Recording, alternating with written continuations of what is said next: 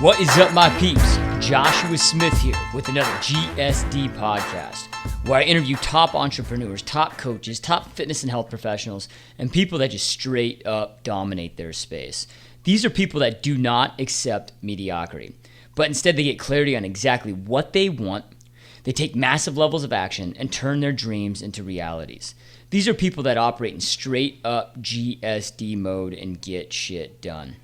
So real quick, if you've not done so already, please go to www.joshuasmithgsd.com and subscribe to my email list. You will be given these emails or these interviews emailed to you every single week automatically, along with a lot of other cool content that we're always sending out. Don't worry, you'll never receive spam. I hate spam too. From that page, you can also connect with me on Facebook, YouTube, Twitter, Instagram. If you have any questions, shoot me an email. This goes to my personal email. Shoot me an email anytime.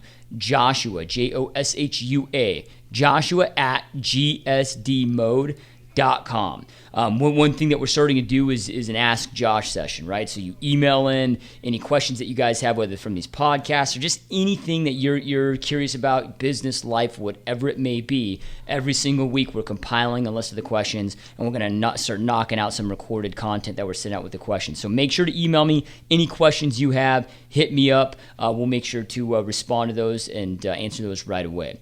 Also, if you're listening on iTunes or Stitcher, please go on. It's going to take a couple seconds, you guys. Give us a 5-star rating and a positive review. It means a lot to the show and myself personally, so please do that. Also, sharing is caring, dude. So if you know anybody that can benefit from the show, that you feel that may get some useful knowledge out of this, make sure you're sharing this show on your Facebook page, sharing this, emailing these out. Anybody that you feel may benefit, share them. The more listeners that we have means that I'm able to continue to always offer these 100% for free. All right, you guys, it is time to get this interview started. I am absolutely stoked for today. We've got a guy on the show that is just an absolute rock star, and this is a guy I've been following pretty heavily. I discovered him a couple months ago, and I've been following pretty heavily, kind of stalking him online for the last couple months, and again, I'm really excited. So this is a dude that almost went on another path, but then chose to take the risk, follow his heart, and go after his dreams and his passions, and really create the life that he truly wanted. So today he's the owner of one of the top martial arts schools in the world. He's a mega real estate investor and a best-selling author and coach. So I'm absolutely stoked and honored to have our guest on today, Korbett Miller. Korbett, welcome to the show, my friend. Hey, thanks, Joshua. It was a pleasure being on your show today. Really appreciate it. Yeah, man, and again, I really honor and appreciate you being. I know how busy you are. We were just kind of talking before. You had a bunch of crazy stuff going on middle of the night with your business and some things there, and then you're on a podcast in London this morning, and then jumping over here. So I know you're always running, man. So I greatly appreciate you taking the time, and I know our listeners do as well. And before we kind of dive into what you're doing today in your book, and I've got just a ton of questions for you in regards to your book, but let's kind of talk about how you got started in entrepreneurship. I was reading your book and kind of how you went to college and you're doing your apprenticeship and you weren't really happy and you kind of decided to chase your passion. So, before we kind of dive into what you're doing, let's talk about that. Let's talk about your journey that led you into entrepreneurship. Well, it was interesting for me. I mean, I grew up in a small town in southeast Michigan, and it was something where, you have interest. My name is Korbett Miller. I was actually named after a boxer named Gentleman Jim Korbett. And so it's kind of in my blood to be a martial artist. But, I kind of stumbled into the entrepreneurship thing because I was studying martial arts. I was totally in love with it back in Michigan. And I was right around the time the Karate Kid movie came out. I'm an older guy. So, 1984, that movie came out. I was already doing martial arts. And every kid on the planet was wanting to do martial arts. It was like the time where it started becoming an acceptable activity for kids. And my first instructor was sort of like, I don't want to babysit kids. It was kind of a rough and tumble school back in Michigan. So my instructor said, hey, you want to teach kids classes? And I'm like, sure. So it was an arrangement where I would pay him, it was some minimal amount of money for renting his space. But then what happened was I started, I was charged like $30 a kid for classes. And I was already, I could see that martial arts was something I wanted to do. But here at 15 years old, I had about 30 students, and they were all paying me like $30 a month. So I was making $900 a month teaching 2 classes a week. And I was thinking, dude, this is the coolest thing in the world. I would do this for free, but here I am, a 15-year-old kid getting paid $900 a month to like, you know, you know, have fun, run around in my pajamas and have fun with people. It's like this is the coolest gig in the world. So that was kind of how I got switched on to entrepreneurship and coaching in the martial arts at the same time. And I've since then, in the Outliers book they talk about you need 10,000 hours of practice, deliberate practice to be a master, or to have mastery of a skill. I don't like calling anyone a master in the martial arts.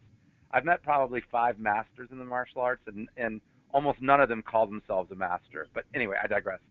So it was something where, I started teaching then, and I've taught nearly 20,000 classes since starting back in like 1984 doing martial arts, and it just was a calling for me. And the other thing is that I've had my school, owned it myself for the last 20 years.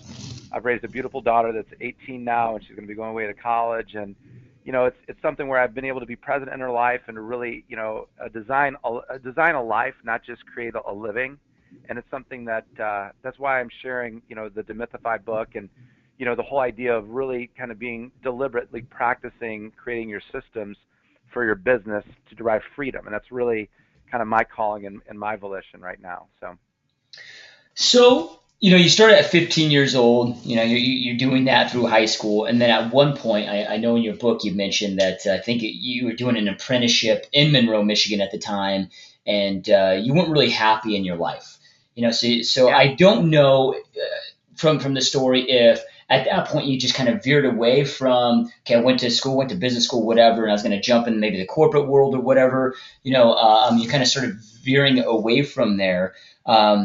What did you go to college, I guess, to intend to do, and then at what point did you realize, holy crap, I'm not happy. I need to go back after my passion, do what I was doing when I was 15 years old, do what I truly love. Well, it was something I was always practicing. Some people say they've done martial arts for 30 years, but really they've like done it for 10 years when they were a kid and then stopped doing it and picked it up again. But there's never been a week where I've not practiced and where I've trained, and training has always been really important to me. So, it was something where I was still, training. I was competing and doing that sort of thing when in my 20s.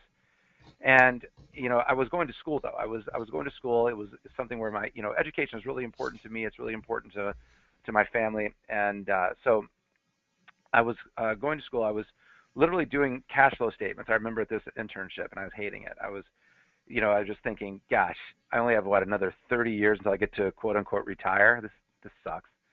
So even before I was, being a cubicle dweller, which there's nothing wrong with that. Some people get switched on by that and they totally love it.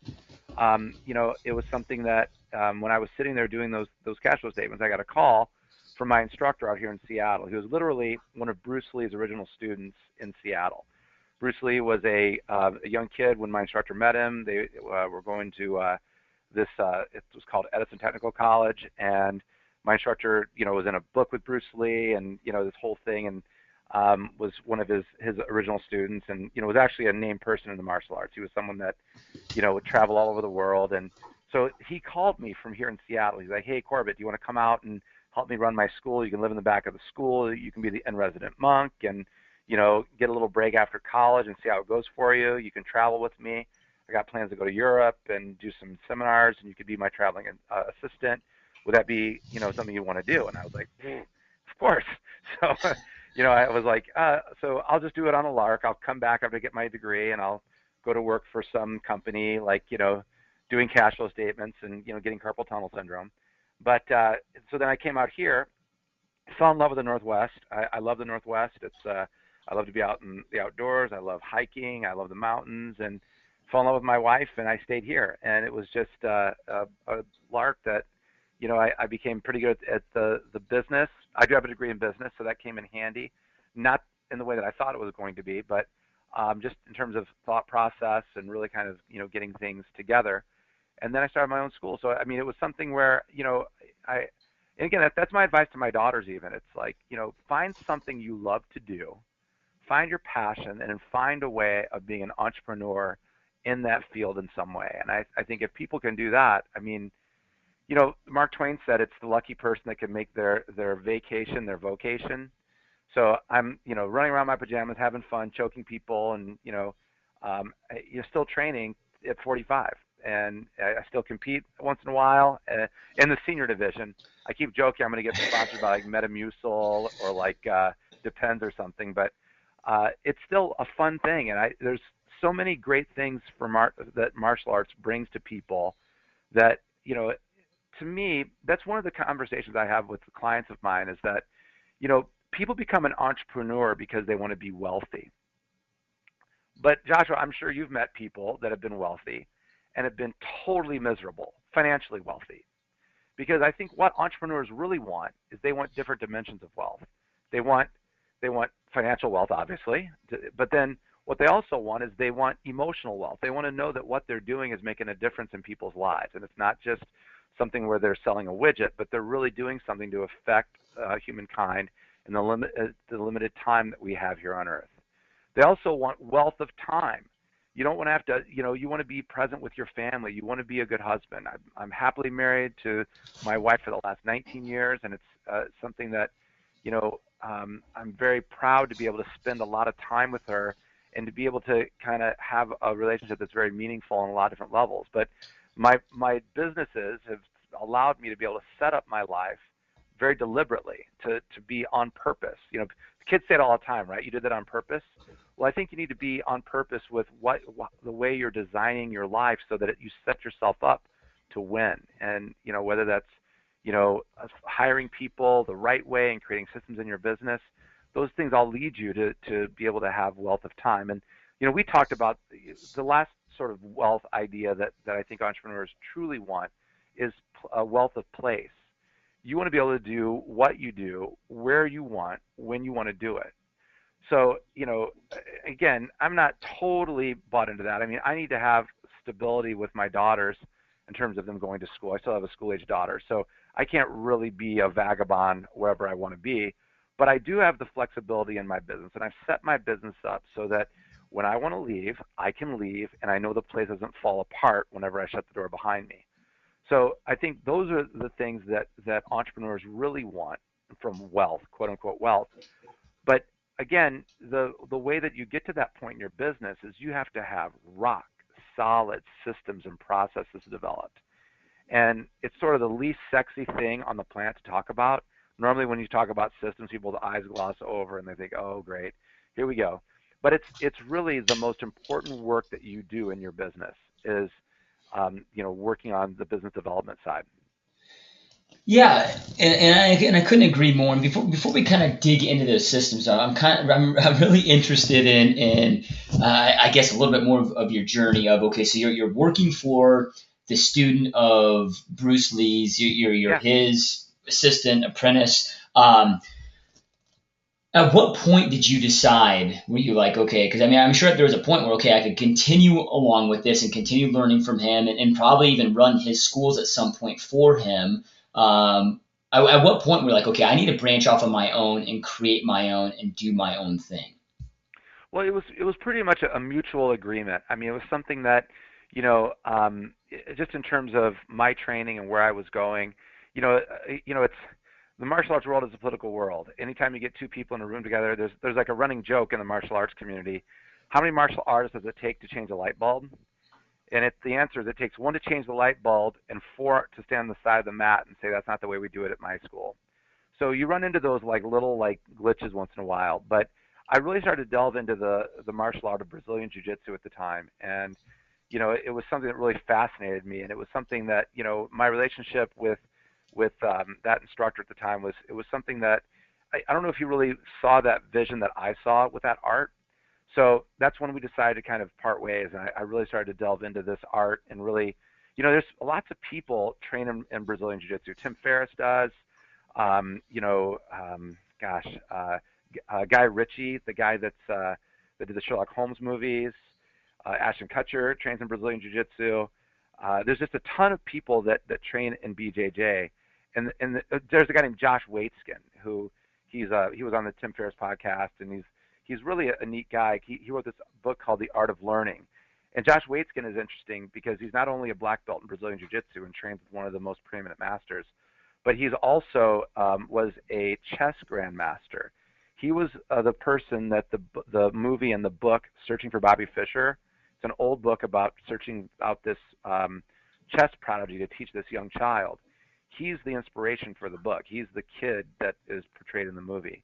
But anyway, I really, that's when I decided to go out on my own, because I really love this art, and it's really been compared to kinetic chess. It's this great art that, in fact, if you ever watch a UFC, any of the martial arts that they do on the ground, whether it's arm locks, chokes, anything they do on the ground, leg locks, it's all BJJ. If there was no BJJ, there would be no UFC, because and that's really, even Bruce Lee was a big advocate of the whole MMA culture. So that's when I decided to go off on my own. It was scary. I mean, when I decided to leave on my own, it was something where my wife and I, we got married.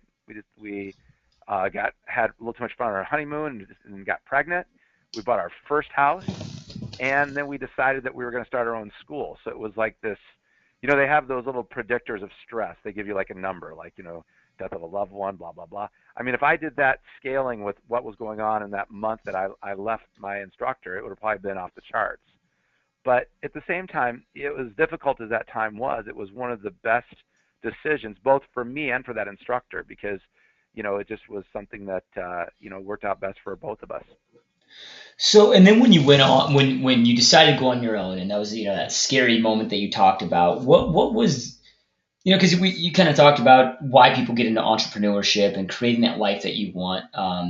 But a lot of people that think they want to get into entrepreneurship, or that may get into it and fails, they don't really realize the amount of work it's going to take up front. It's like, okay, you really got to be willing to sacrifice a certain amount of your time of your life, so then you can have all those other things that you discussed. So what was that like when you went on your own? As far as hours invested, how many years before it was really at that spot where it was a good profitable business that it was? Sure.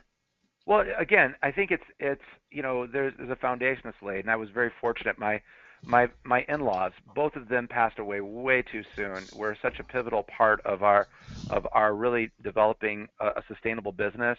That was something that was not just a business, but it was really something that would create a great lifestyle for my family. But also, I could deliver great value to my families and produce champions, not just in the ring, but in the game of life. That was a really big part of this discussion that I had with my in-laws, back when we first started my school. And, my in-laws were interesting because my father-in-law had a doctorate in pastoral studies. He was a naturopathic physician. He was also had a degree in mathematics, just a brainiac dude. My mother-in-law was a CPA, full charge bookkeeper, had a degree in English from University of Wisconsin, and was also a PhD Jungian psychologist. So don't want to play Trivial Pursuit with them, but they were also these just mega hippies, and it was just great to have this input from my in-laws to really develop a business plan that was talking not just about dollars and cents, but about ecology, about consequences, and what did you really want? What did you want this business to look like? What did you want to do for people? What do you want for your wife, our daughter, and your life to be like? So again, designing that before we ever even opened up the doors was a big part of that. And it is a lot of hours, man. It's a lot of grunt work. It takes some grit, and it takes being able to deal with frustration. That's the thing that people don't get, is the business world is built to make you frustrated. And the default in the business world is entropy and chaos. And if you can't deal with that, you got to pull up your big boy pants and get ready, because it's coming at you. And you're going to have to deal with floods. You're going to have to deal with, lawsuits at some point. You're going to have to deal with audits. And I've dealt with all those things. And if you're not ready to deal with it, it's part of the process.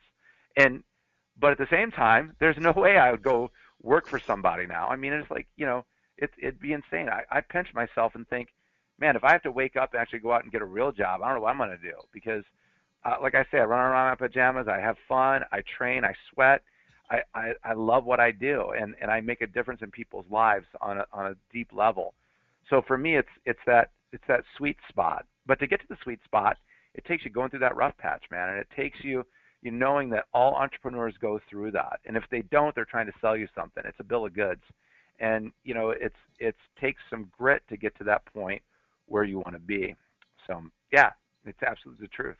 So with that rough patch, it's I'm a big believer that there's no such thing as failures, right? We're either succeeding or we're learning. What were maybe some of those biggest learning experiences, failures, whatever you want to call them, that in those rough patches that really helped define you to the successful entrepreneur that you are today? Well, I think you know, again, I look at everything's in my lens when I look at things. In my school it's just like training. And in jujitsu, when if you're not acquainted with it, it's a submission wrestling art. So it's like you get put in a position where either you tap out or something breaks and falls off your body, or you go to sleep. So, but in jiu-jitsu, the saying is it's either Carlos Gracie back in Brazil said, there's either winning or learning. There's no losing. I say, look, man, when you go out and compete and you get the hairiest loss, it's like you're not a loser. Winning and losing is an event, not a person. And so it's important to always keep that in mind, and that to kind of learn from those mistakes, and those it's who you are as you look back through your life. Anyone does. There's wins and losses, and many times the losses teach you much more. When you win, you party. When things are bad, you ponder. And when you ponder, you make distinctions in your life and in your business. So whether that's having a flood when I lost almost all my mats about 3 years ago, or it's having one of my key employees leave after like being with me for 2 years, or having, when we first started our school, having our largest investor back out, probably a week before we opened the doors up. I mean, these are just some of the things that pop off the top of my head. Or getting audited. I mean, getting audited by the IRS is always stressful. But again, it's all those things make you stronger, and you have to welcome it. You have to just say it's all part of, and that's, if I had to give myself advice, just roll with it. I mean, know that there's going to be problems. Know that not everyone's going to love what you do, but it's being able to kind of keep that mental attitude, that balance, if you will, and to be able to welcome those challenges and just know that that's going to be part of your development and growth as a person and as an entrepreneur. So I know in your book you talked about, and I think the number was about 100 students, or maybe it was 150 students, when you were talking with your mother-in-law about, okay, to design the life that I want, the lifestyle, the income, the opportunities I want to provide my family, I really need the school of 150. And then you realize, oh no, I kind of undershot that, I need 250 or whatever it was. Right. So then obviously you're always having to analyze and reflect on your business, and how often are you analyzing that stuff? Oh, dude, it's like numbers are a constant thing for me. I mean, because that's the canary in the coal mine, and it's really how you use systems. The way you judge if a system is working effectively is numbers. I mean, in any business, you have to know your numbers. So, but I think it's also something that I've had staff that've been with me for like 15 years almost, and part of that is that I've really tried to leverage a lot of their efforts by taking care of a lot of the things that I don't necessarily want to, and that's and again, I think too, it's just no, I think things change too. Like, I'm sure that I'm about 250 students right now, and that's a moderate sized school. There's bigger schools and there's smaller schools, but for me, I think any number that you throw out, it's really about, people talk about ROI and inventory turns, and it's all these stats for a business, right? The quick rate, blah blah blah. The most important stat in your business is ROE, and that's return on energy. So you get to a point where you say, enough is enough. I don't need any more, and I can go out and do other things that can help me. That's why I haven't opened up 5 or 6 schools, because I'd rather pursue other endeavors that are more stimulating to me, and quite frankly, I could probably help more people with than having a school like 25 schools that all throughout the state or whatever. I mean, it just doesn't appeal to me in the same way. So I think that's part of it, is kind of understanding what that sweet spot is for you, and knowing what your return on energy is. And if something isn't giving you what you want, change it. I mean, life's too short, man. It's like like my in-laws. My mother-in-law passed away at 63, and she actually took an early retirement from this job that she was at as an accountant. And on her deathbed, I am absolutely positive that she is so pleased that she went to Europe for months at a time and didn't work extra months trying to eke out a little bit more in her 401k. You know what I'm saying? Yeah. Yeah, absolutely, man.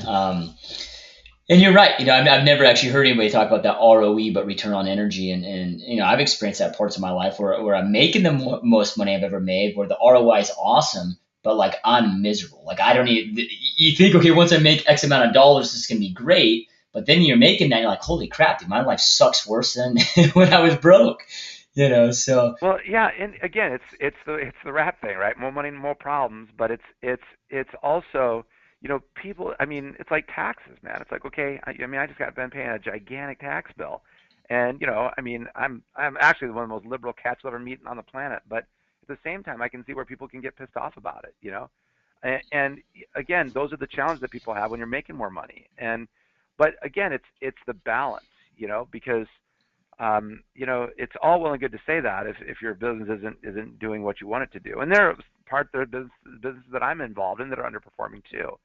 But at the same time, I think you have to know and understand where you're wanting to place that energy. Like for me, I think my school is at a point where I don't have to do that much to it. I mean, so it's something I know that's going to be pretty much where it's going to be. My investments, you deal with tenant problems here and there, and you put in a water heater or do something with a roof. That's just part and parcel of dealing with it. So, I think another conversation, I don't know who said this, but you really want a business that bugs you as little as possible. I mean, really, that's what systems are all about. That's what hiring people is all about. You hire someone because the work is too much in the business, and you hire someone thinking that's going to solve the problem. But you know what? That's why I entitled the book Demythify, because the myth is that if you hire someone, it's going to make things easier. And goodness knows, dude, when you hire people, it can become the biggest pain in the ass on the planet if you don't have systems in place. Because then, you're having to tell people what to do as opposed to the system kind of showing them the path. And I think that's, part of that scaling problem. I think, that's in any business, like in my school, I can teach 10 students really easily. 250 students is a lot more of a challenge. So keeping track of everything is the challenge. Okay. So I think that's, when people hire other folks, it's really the conversation you ask yourself is, do you have the system set up so that it really frees you and very explicitly sets up thought processes that makes it so that you don't have to do the thinking. I mean, like little algorithms of what to do when this happens. And that's what a system's all about. Yeah, and the when I was listening to another interview, I think you were on Entrepreneur on Fire when I first discovered you, and I made butcher the quote here, so I apologize if I do, but you said something like, you don't have shitty people, you just have shitty systems, like, right? And that was like the catch on, like, holy crap, like that just perked my ears. I'm like, and that's when I really got engaged and then really started listening to every interview. I'll tell you what it is. People have, I know myself, I can make a part-time job out of complaining about my employees. You know, I mean, it's like that's when entrepreneurs get together. What do they talk about? Like, oh shit, I got this person, blah blah blah blah blah blah blah. And in reality, we have to point the finger back at ourselves, because it's about training people. It's about creating systems. Maybe again, they're not bad employees. You're just a shitty manager, and you have shitty systems. So if you can do that better, and and believe you me, there are bad employees, but there are also bad managers, and I know that sometimes it's pointing the finger back at ourselves is one of the hardest things to do as an entrepreneur. But it's like, come on, man, have you been really specific about what you want that person to do? I mean, like crystal clear. Like, have you done a video? Have you done a video to show your staff exactly what you want their perfect Tuesday to look like? And if you haven't, then it's like, that's still on you. That's still on your brain.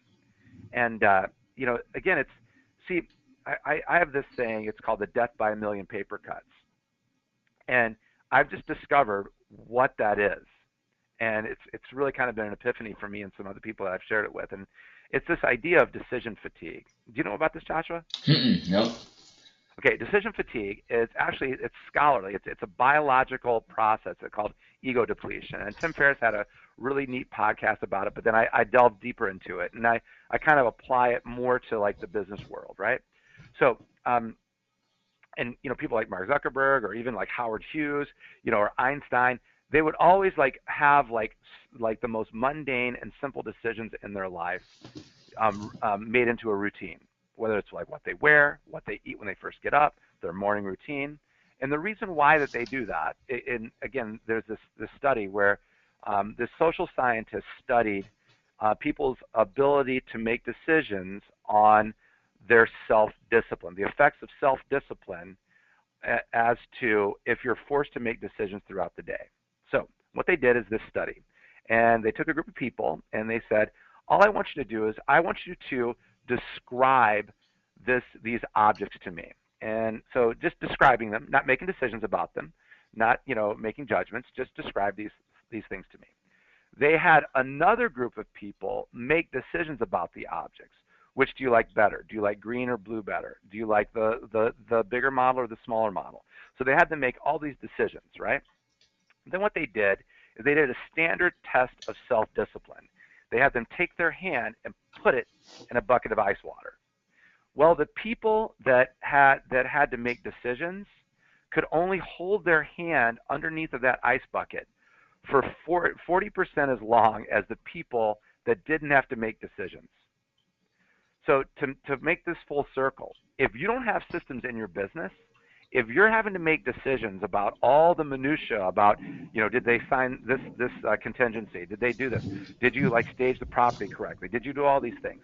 If you're having to do all that, there's no wonder why entrepreneurs especially, are just totally sapped of energy at the end of the day. They're crabby with their family. They don't like their job anymore. They don't like their profession anymore, and it's because they've suffered the death by a million paper cuts. And the more that we create systems, that think for us, the more self-discipline we're going to have when it matters most. When it's about a new opportunity, or talking to an important client, or just dealing with your family, or being patient, or helping your daughter with homework. I mean, if you want those things and you're making all those decisions throughout the day, you're hurting yourself. And who knows what the untold stress is on your body if you're having to do that on an ongoing basis. So again, I think there's a great conversation and freedom in your small business, and that whole idea of decision fatigue, making routines and systems to really take that off of your mental plate. Yeah, have you? And it makes total sense. We really only have so much energy to exhaust during a day, and like you said, return on energy, man. It makes total sense. Have you read Tim Ferriss's new book out there, the daily? It's like the daily rituals of the 400 greatest minds that have existed. I haven't read it, but I love Tim's work, and it's something that it's funny because he and I have similar paths. I mean, he's a jiu-jitsu guy. He studied with a guy down in the Bay Area that I know pretty well, Kurt Osiander, and then he also was to mention in his 4-Hour Body, one of my friends, his name is Steve Maxwell. He's a kettlebell coach, and Tim actually went to this gym that I'm actually friends with. The owner of the gym now, his name is John DeSimone, back in Philadelphia. So, but yeah, I think there's a lot to those rituals, whether it be meditation, whether that means exercise, whether that means journaling. I know those three things in and of itself. I mean, I think if any entrepreneur can get their heads around, and again, don't get in. It's not the woo-woo. I'm the least woo-woo human on the planet, but it's you've got to. It would be interesting to see if there was a study done on decision fatigue, and then some sort of meditation or mental break during the day. Because I would venture to say that you're probably able to replenish some of those hit points during that time if you're able to effectively meditate. And I know for me, it's made a wonder of difference in my professional life and just my ability to train better. And martial artists, we always talk about meditation, but it's something that even Bruce Lee. I mean, Bruce Lee's first book was that my instructor was in with him was called The Philosophical Art of Self-Defense. So martial arts has always been a thing for me about, not just about, choking or arm locking or kicking someone, but it's about really what's going on between your own ears. And that's, the biggest battle. Yeah, absolutely, man. Let's kind of talk about that with your daily routine. In that book, if you had read it, it's just that. I think it's Daily Rituals by Tim Ferriss. It's the he picked the 400 greatest minds that he studied, and there's 400 little like Mozart. Okay, and it's a page each. This is what Mozart's daily routine did, but every single day was the same. It was that from like you said, what they get up and how they get dressed, what they wear. There was no guesswork with it, and I can't agree more. I always say. My only focus not my only focus, but my main focus every single day is hitting my morning routine. Because if I hit that, I know I'm going to have a brilliant day. If I don't, it's kind of like a coin toss. And it includes a little bit of working out, meditation, self-development. What is your daily routine that you personally go through? Well, for me, I mean, the first thing is I try to get up early. I'm an early guy. Plus, in the evening I'm beat up from training. So at 45, I don't recover nearly like I used to when I was 35 or even 30. So getting to bed early, waking up early is important. Just to see my daughters off to school. All my daughters their names all begin with letter A, and that's on purpose because they come first. So, for me, it's checking with my teen daughters before they drive off to high school, and then, there's some journaling that goes on between that time and when I'm getting my other daughter up. It's something where I already have my meals planned out for the day. I don't spend any mental energy on that. My workouts are a little bit varied, so I don't really work out like that, especially because whether I'm doing a competition coming up or different things.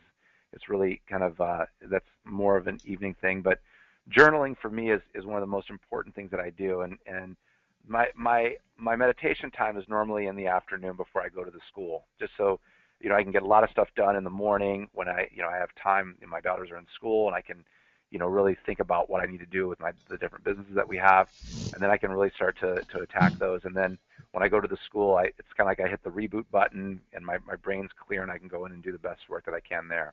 I still teach. I still teach quite a few classes a week, and I enjoy doing that. That might change as I get older and I get more decrepit, but it's something that, for me, teaching is great therapy for me and being able to interact with people. Because, again, that's part of my mission is my emotional wealth comes from teaching youth and even adults about things like grit, determination, respect, empathy. And we have a very well-developed life skills curriculum that we work on with our students. So, again, it's this, that's sort of my day in a nutshell. And it's just Monday through Friday I do that, and then Saturday, Sunday it's my days off, and I do very little on Sunday actually. It's my day of rest from working out or training. So Saturday I normally do some conditioning with my daughters because they're both athletes, and try to do different stuff with them. So it's great. So when you meditate, meditation is something that I recently took up probably in about the last year or so, and I truly believe in today's day and age, as addicted as we are to our smartphones and all this other crap, it's like everybody on this planet needs to meditate. I had this hardcore resistance because I was kind of like, well, I'm a businessman, I'm not a hippie, I'm not going to meditate. Yeah, that was my thought process, and then I read this awesome book called The Willpower Instinct, and it talks about meditations directly linked to the growth of your frontal cortex, which then results in more self-discipline, more willpower, and all of that. So that was kind of the thing that woke me up with it, and it's made a huge difference in just being present, and being present with your kids and all of that. So what do you do when you meditate? And how long do you meditate for, and kind of what's your routine with that? I mean, for me, it's the minimum is I have I have some different resources online. I think her name is Tara Wright, if I'm not mistaken. She has these like simple little downloads, and they're different meditations that are based on Buddhist meditations that I listen to. It's on my smartphone. I can do it anywhere. I can just pull over in in a parking lot, put on my headphones, and boom, I'm gone. But for me, it's again, I think it is. I think it gets back to that too. There's also, I mean, even in meditation, people use the word meditation, but I mean, there's even standing and moving meditation practices as well, and martial arts does that as well.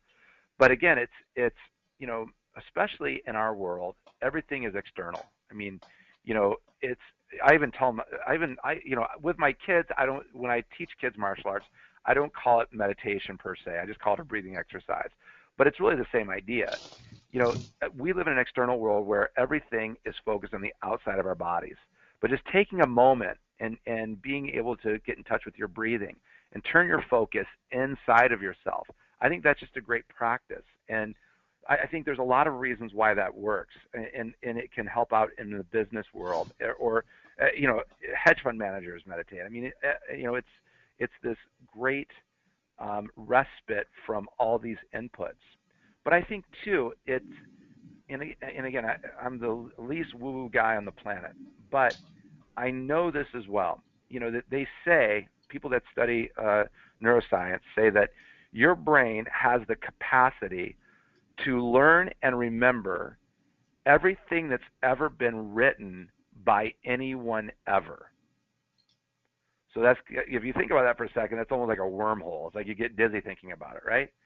But if we're only using that small part of our brain, I think meditation gives us that opportunity to tune out from our conscious clutter and really maybe use a part of our brain that we're not used to, that maybe we might be more in touch with using our intuition or listening to that small voice that, in self-defense, it saves people's asses. I mean, your intuition, there's so many instances. There's a great book called The Gift of Fear, and it's written by this guy named Gavin DeBecker. It's actually an old book. It was written probably like 20, 25 years ago. But it's all about people learning. This guy's a cultural anthropologist. He's also an expert witness. I think he was actually an expert witness at the Simpson trial, believe it or not. But this guy is really smart. He studied the reaction of fear in people. And, the title of the book is The Gift of Fear. And it's because people are not in touch with that primitive side of their brain. We're very rational. We live in a world where, we don't have to worry about, for the most part, we don't have to worry about, people killing us and taking our stuff. So in being deconditioned with that, we don't listen to our intuition in the same way. Just like an animal. And if an animal is still foraging and hunting, if it's a wild animal, well, the first sense that an animal feels fear, it runs away.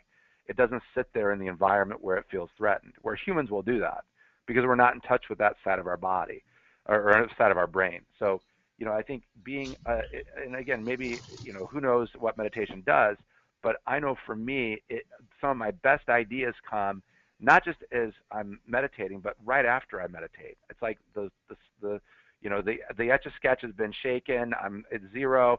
I've rebooted the computer, and now I'm able to think more clearly. And for me, I think, and I think a lot of people, it's become like the new cool thing to do. But I've been doing it since I was like 11 years old in the martial arts. So Yeah, no, that's powerful. Yeah, and I think to any of our listeners out there, just try this. Just sit on your couch, close your eyes, and just try to be like just focusing on your breathing. Be by yourself for 5 minutes, and once you discover how hard that is to like not check your phone or not whatever, but just try to be there. When you initially do it, it's like the longest 5 minutes of your life.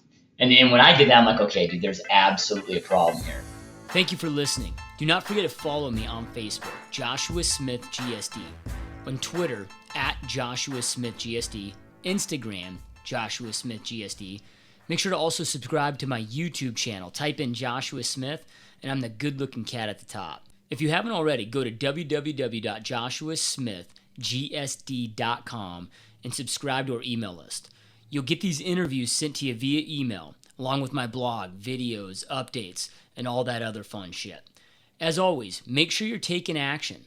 Take all this golden information that you're getting delivered here and make sure you're applying it. Information without implementation is the start of delusion. So implement. Take massive levels of action, get your hustle on, get into GSD mode, and go dominate. Peace out, guys, and see you next time.